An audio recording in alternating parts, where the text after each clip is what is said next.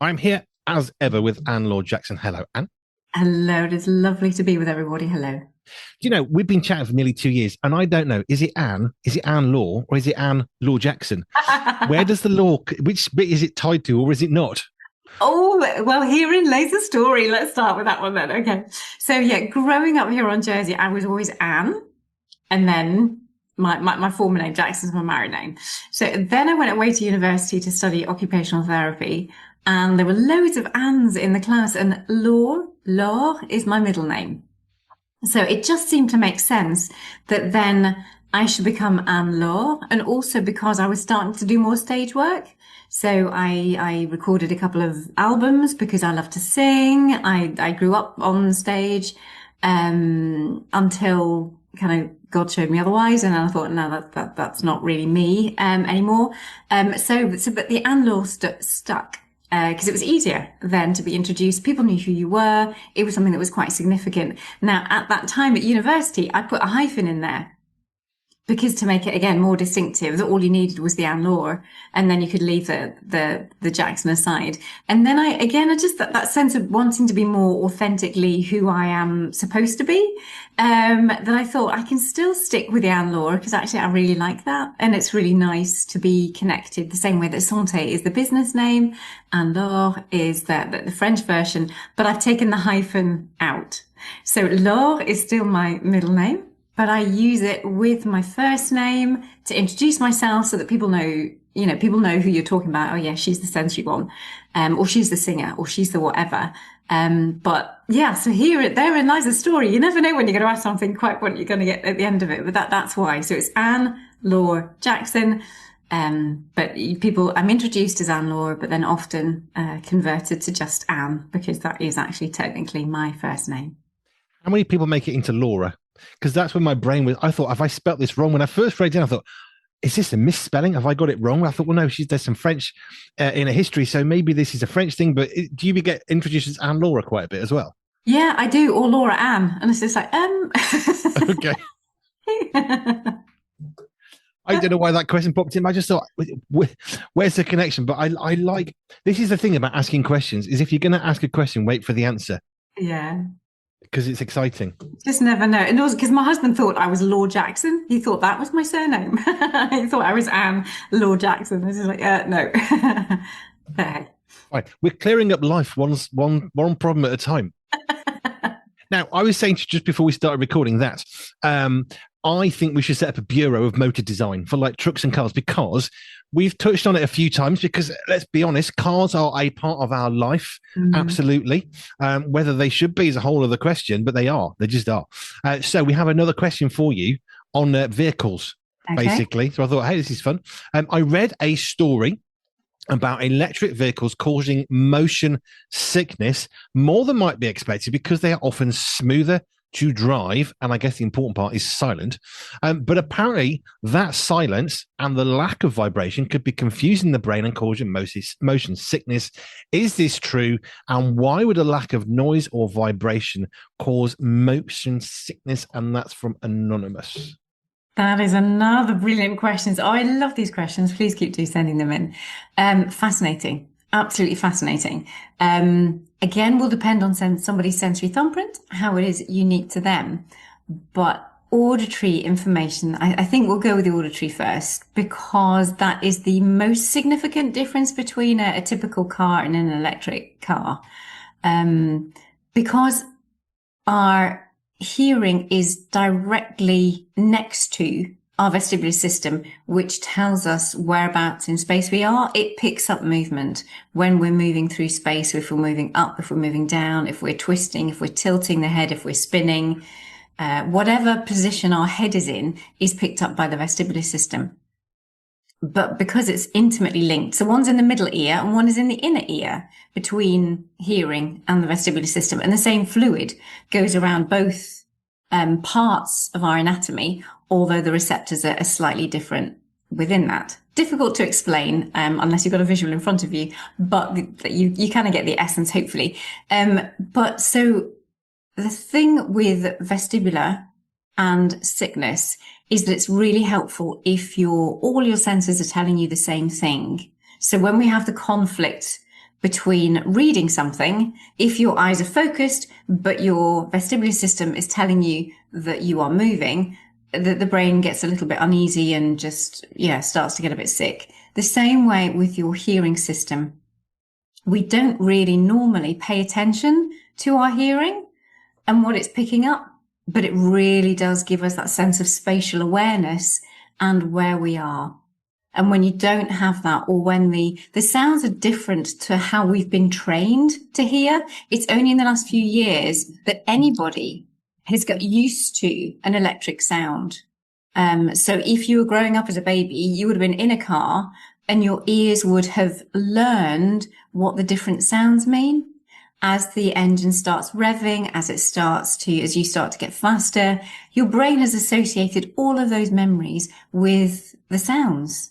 And therefore your brain knows, and it's anticipating that you're speeding up. It's anticipating that you're braking because it has associated all of that movement. It's combined auditory and vestibular input. So all of a sudden we are now in electric cars. We don't have 10, 20, 30, 40, 50, 60 years of all of that information in our brain.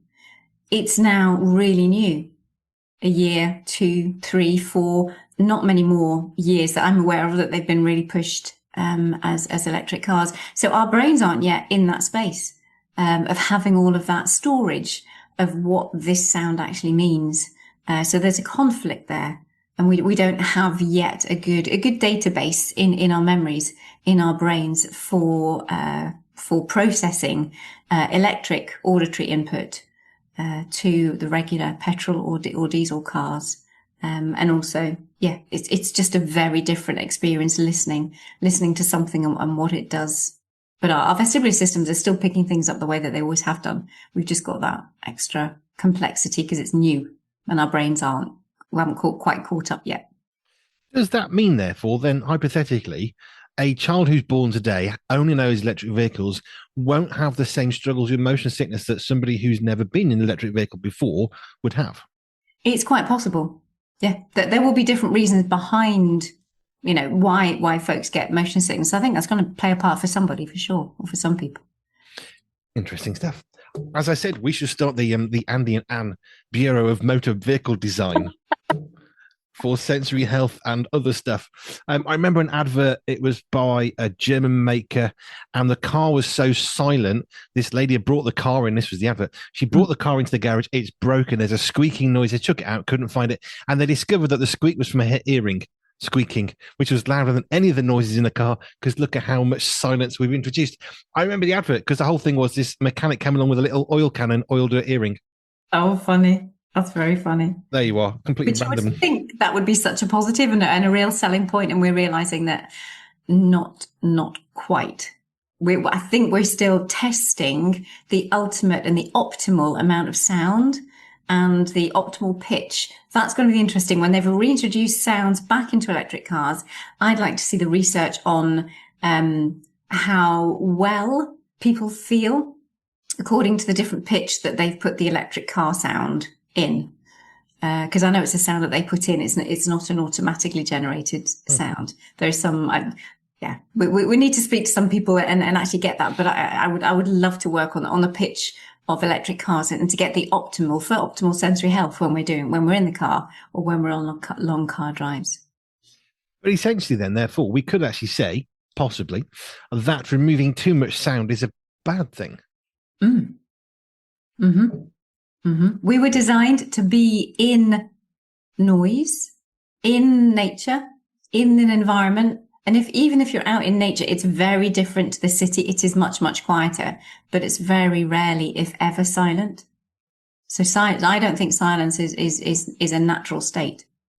So if you're thinking about somebody who has zero audio processing, I mean, whether it's a physical restriction, they literally can't hear because their ears have got some sort of damage, whether it's an audio processing issue, which they can't hear any of the noises, but people who are classed as being deaf, they're not walking around with motion sickness all the time. So therefore, or are they? But I'm presuming not. Otherwise, and that therefore means that actually it is perhaps more learned behavior than it is anything else. I think it just shows the complexity of who we are and how we've been designed. because they're not that they are separate senses. It's just when there's a conflict.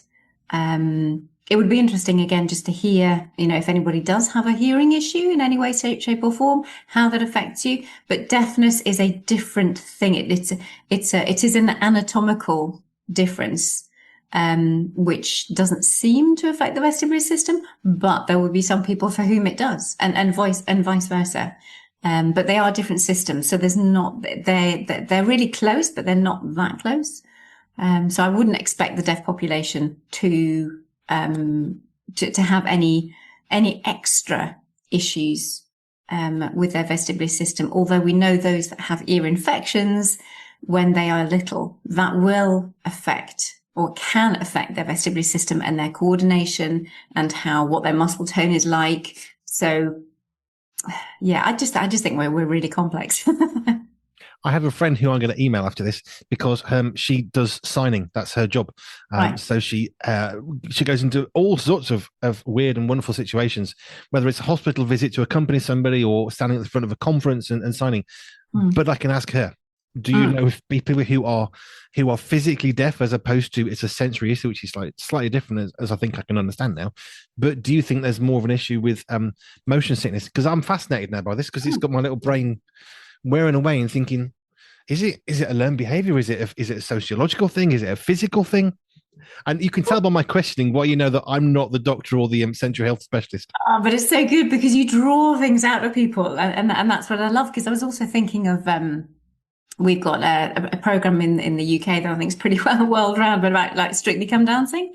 Not that I watch it, but I'm aware that we've had various people on with various issues of various descriptions. But the tactile sense for someone whose hearing system isn't working that well, just how much more they sense the sound and can move to it through vibration. So that's the thing. It may be that also those who have an anatomical difference are more aware of the vibration of a car, of the vibrations of other things, and therefore that gives them enough information so that it doesn't lead to the same degree of sickness as it might for others. But yeah, I'm writing a note. You're writing a note. So I'm going to email my friend and ask her because she'll have more knowledge than I will on that one. Yeah, it's great. Right. We have been working through a series of sensory healthy situations, whether it's a sensory healthy church or banking or shopping, and we've done all sorts of things. And we're continuing that cycle. But our first part of this conversation has got me thinking about sensory healthy new parents. Oh. Because I'm thinking about naming. Naming then took me to being a parent. So we've looked at, mums specifically. We've done some of that. We've looked at babies in the womb and how that actually they can have a sensory healthy, differentiated experience based on what we're doing outside of the womb. So I'm just thinking specifically about new parents, which is one of the single most dramatic changes I think anybody can go through. Yeah. Because it isn't just the fact that you've got a baby and you've lost your sleep. It's about the weight of responsibility of the baby that if they don't have your input is going to be in serious physical health very rapidly. So I'm thinking specifically about this one because it ties in sleep deprivation. Let's call it what it is. Losing sleep is difficult. It's a form of torture for a reason. So tying in the sleep deprivation, all the physiological, if we can call it that, issues around having to work really hard, having less time for yourself and all that stuff against the emotional desire to help this poor little thing, which is not going to survive without you. So I thought sensory healthy lies for specifically brand new parents as opposed to parenting generally. Totally, because that shock has a huge amount to do with the sensory environment of what is going on. A newborn does not respect your auditory processing. No. A newborn does not respect your tactile processing. A newborn does not respect your vestibular need or your proprioceptive need. If you need, so what your muscles and your joints, if it needs held and carried, it needs held and carried. If it needs rocked, which normally involves you rocking, then that's going to affect your vestibular system. If it needs held close for being swaddling and again for regulation, that is going to affect your own tactile system. Auditory, yeah, they cry, they just go. Visual, I don't think it's too much, except for the clutter that then gets into the household because of everything that most of us get for having a newborn in the house. So you've got the buggies and you've got the extra high chairs and you've got, just a whole load of everything. The bathroom's got extra things to wash with. You've got nappies. You've got, yeah, just everything. Visual clutter is huge. So you've had this lovely grown up space and all of a sudden, visually, that changes. Auditory wise, somebody cuts through in the middle of the night during the day when you're on the phone call. There is no, you're totally not in control of the auditory environment. And as I say, all the other senses. So it is kind of an assault on the senses, should be in the most beautiful way. But for some, it is a massive struggle. It is. I remember when our middle child was born, our next door neighbor came around the following morning saying, "How can we help you with the newborn?" And we said, "How did you know?" This is like 4 o'clock in the morning. "Well, we heard the newborn baby. So we were pretty sure the baby had come because we knew you were due some point soon." And that's the thing. I mean, you're talking about not respecting the parents. It doesn't respect the next door neighbors. It can deafen a drill used on the road. The amount of impact of a little tiny thing weighing, 6 pounds is absolutely out of this world. But the reason why I thought new parents specifically is because it is a temporary time. It doesn't feel it. We know it. We've both been parents. We know it feels like it's forever. It really isn't. But this is a temporary time of your life. It is a temporary time of your life. And it is so, so important to hold on to that. And one of the biggest things that I say to new parents is you've just got to be gentle with each other. It's when you've just created this thing because you love each other. You've got mum and dad and they're there together and they've just created this remarkable new being. And it is the most stressful thing, to move into this new phase of life. And it's just like, how did that happen? It's like, we know we're really happy, but this is also really tough. And it's just like, yeah, so just be gentle because everything changes on so many different levels. And it is holding on and obviously protecting your own sensory health. When you need a break, when you need to put the earplugs in, when you need to take it in turns, when you need to call the neighbour in, when you need to call the extended family, when you need to call anybody, then reach out, It is important to remember that this is a temporary time. It's also really important. We've talked about the importance of not comparing, which is where social media really is a negative impact on society at large, because we can see all the lovely snapshots of here they are on the beach, here they are at the car. We've missed the arguments and the row and the throwing of the sand bucket at the bin because it wouldn't fit. We've missed all that. But here's the thing: when we had our first child, everybody said you will drive at 2 miles an hour on the road. You'll be terrified of everybody around you. You won't drive well. And I'm thinking, well, don't speak into my life things that you don't know. And I never, ever drove like that because I was a professional driver. So I drove with my child, as I always did, to the very high standard that I was so passionate about always driving when I was getting paid to drive. That's how I drove with my children. And people were quite shocked I didn't do the whole cautious parent thing. But I thought, well, why would I? That's quite dangerous. That's not how I normally am. And this is how I normally am. So we're all going to have those strengths that somebody else won't have. For me, driving with a newborn baby, I absolutely didn't even register that it was a newborn baby because I drove, as I always did, to a very, very high standard. Now, that's my story because I was a driver, but there are other parts of our lives where actually we're not going to have that strength, but we are going to have a different strength, which is why it's so important not to compare, and where extending a bit of grace, mercy, compassion for your husband, for your wife, that is so critical. Because I remember this really clearly, just coming to my mind. I remember before our third child was born, Joe and I were snapping at each other all the time. We were just short with each other. And we realized that it was nothing other than tiredness driving our short-temperedness. And we realized that actually those were the times when don't go to sleep on your anger. Actually, do you know what? Sometimes you need to have a sleep. And we realized, you know what? We're just tired. Actually, we haven't got a problem with each other. Neither of us has upset each other. We just have we're now short tempered because we're tired. And that's the other thing about this temporary time, is it affects and changes stuff dramatically that you may never have to experience again. Yeah. I'm also working with some new mums who have tactile defensiveness. They are tactile overreactive, which means that their skin is on alert. They're the ones that don't like or have different. They don't cut their hair, tags in clothes, seams in socks, funny clothing. They have to be very particular about the types of material that they use. Some are like picky eaters. So we've got the skin system, which is on high alert. It's more like, don't touch me.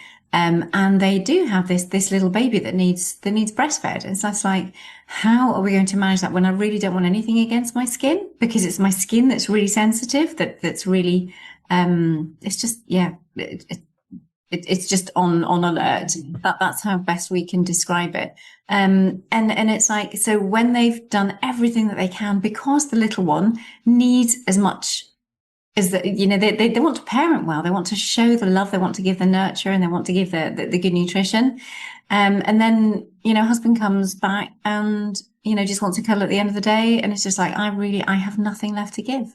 I cannot stand anybody else having any physical contact with me because I'm done. My skin system, yeah, I'm just done. So that's really, really hard in a relationship. So it's making sure that we understand our own sensory thumbprints, our own sensory needs, and then can communicate it, especially to a spouse, because you need in these early years to strengthen your marriage just as much as any other time. The honeymoon period has changed.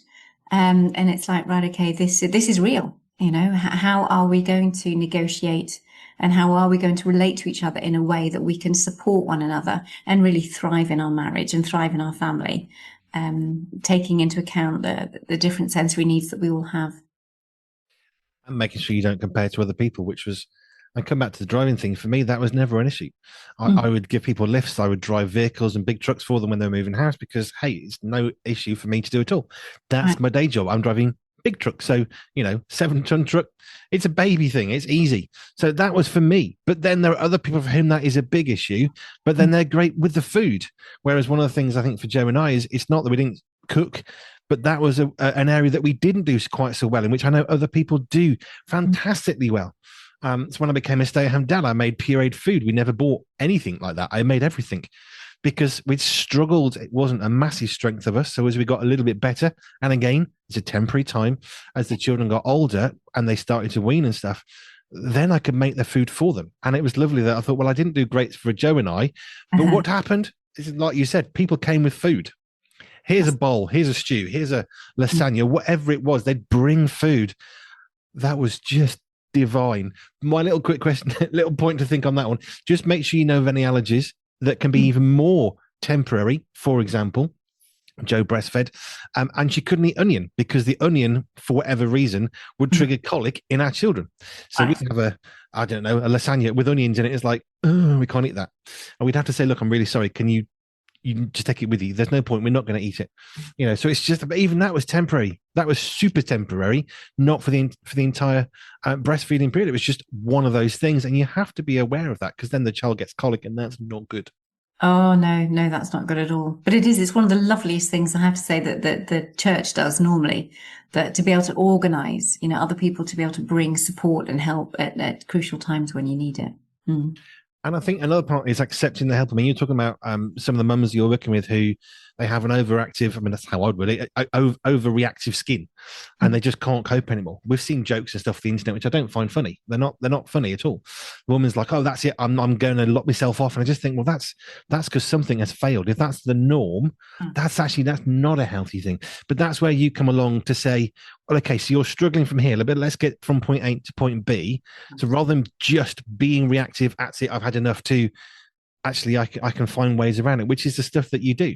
We have to make it, trying to help people enjoy life, regardless of what's going on and what their senses are picking up and how they're interpreting in it. It's like, how can we reframe things? How can we actually treat the systems? How can we help you manage? How can we change the environment? That's what I love to do. And that's what you're doing. I mean, that's not the bit that I do, because I don't think I do quite so well at that as you do. Partly because you've got a bit of experience, and partly because I'm not an occupational therapist, which is a bit of a negative in that regard. But this is the thing about what I was just thinking about new parenting, because it is temporary, and even some of those temporary things are really, really temporary because they're lasting for a few weeks.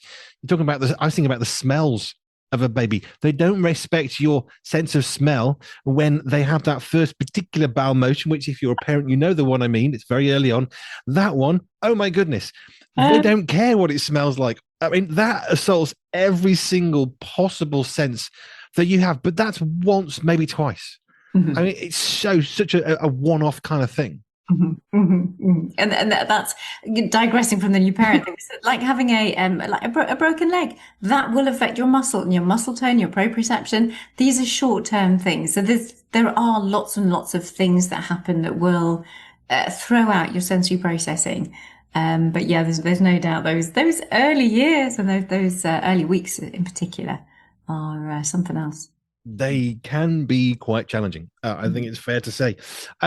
How can we help people who are literally, we're talking about, I'm thinking like the first 3 to 6 months of a baby's life, particularly those first 3 months. They are the most, it assaults your senses the most by a million miles. You've got a new baby. You're absolutely exhausted. You're trying to learn out what a nappy is supposed to do on a child and how does that go on. You're trying to figure out feeding and toileting. You're thinking, well, they've got to sleep through the night because so-and-so's was. Actually, they're probably not supposed to sleep through the night. That's not a goal.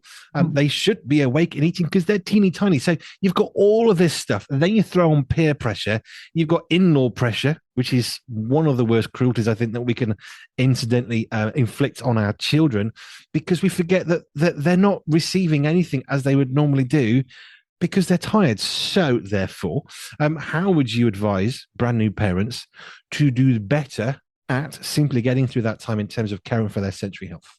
Knowing what their own needs are, owning them, being very specific, being very clear, not being ashamed whatsoever that this is the way that it is. You know what will help you most. There's always going to be a degree of pushing through and pressing through because you've got a little one who's demanding extra than you would normally. But you have to know yourself enough to be able to say, look, enough is enough. And that I need time out. If baby needs to sleep, I need to go walking because that vestibular proprioceptive input is calming for me. Or I need to go for a drive in the car because actually that is an environment that really does suit me very well. Find those things, find what works for you, because when you can look after yourself well, when you can find your own sensory health and be in as best form as you possibly can, knowing that you are going to be tired, there is going to be differences and there is going to be a degree of stress, but it is an amazingly wonderful time too. So it's just within that, find those things that bring you the pleasure and bring baby into the things that you know that are important for you, whether that be for you as a couple or whether that be just for you as mom or dad, as the individual of that child. Bring them in, take them dancing, and you dance around with them if you need to dance, or whatever it is that's, meets your needs. Meet those first, and then adapt that to provide for your little one to make sure that they are safe and fed and warm. And that's pretty much all that you need at this point, that you're there for them emotionally and that they are safe and that they are warm. I think I know your response to this next one. I remember a time, child number one, so everything is new. They were, I think, a couple of 3 months old, and I was I'd hit a wall of exhaustion because I was a stay-at-home dad. So they're probably about 4 months old or something, and I was absolutely wiped out. I remember sort of being on the settee, and I started to think I'm going to fall asleep. Now, I knew that was not a good idea.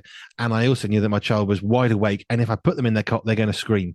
I also knew if I fall asleep, that's even worse. So I did make quite a hard decision. There's nobody else I can call at this point. There's nobody I can ring up and say help. So I put them in their cot. I knew they were going to scream and they were very, very upset. But you know what? I needed to go and close my eyes. And I had to not be responsible for them in that sense. So I went and had to lie down. And they screamed and they cried. And you know what? To this day, I think, I did the right thing, because the alternative was I knew having done some really tough jobs, I know what exhaustion I feel. I know where I can go to that because I've done those jobs. And I was at that point of thinking, I'm going to be physically unable to care for my child soon if I don't do something. Joe was at work. There were no neighbors around. There were no family members. It was me on my own. So I put my child in the cot and I went and had a sleep. And they screamed and I slept through it. And you know what?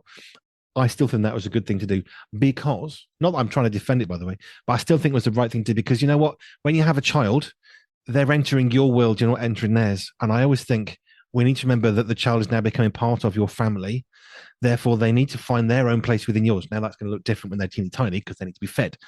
But actually, it's about creating a family. It's Mhm. about realizing that this child is joining your family, not just you're entering their world. You do for a while. But I'm just curious about your thoughts on that one. Yeah, yeah. I think that's crucial. And also the fact that although wherever we can, we are to be there emotionally. Emotional neglect is it's one of the hardest and hurtful things to brain development. Mm. So much trauma comes from that and how the neural networks develop. However, one-offs, we just need to be good enough parents. We are not going to be perfect. We're not, we're not designed to be perfect. I mean, that's why we have Christ. So it's like, but we can do the best that we can.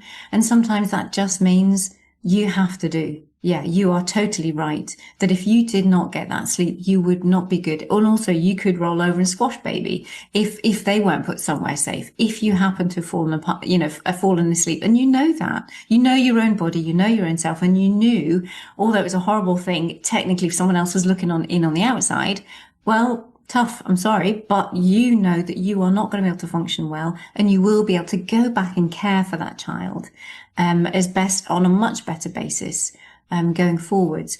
And, that we're always going to do something wrong or not the best that it could be. That's life. That happens. We need to accept it, move on and do the very best we can when we're in the best place to be able to do the best we can.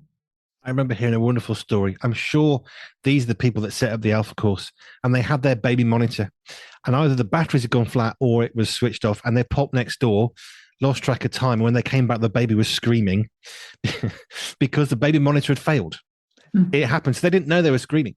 And the thing is, it's very easy to look at that. Oh, terrible parents. Well, not really. Ordinarily, the baby monitor works. Ordinarily, I wouldn't put my child down to scream while I can have a sleep.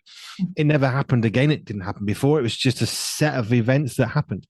But actually, physically protecting your child is always going to be more important to me because physical is kind of indefinite, and you can fix the rest later. And he was very happy and very loved.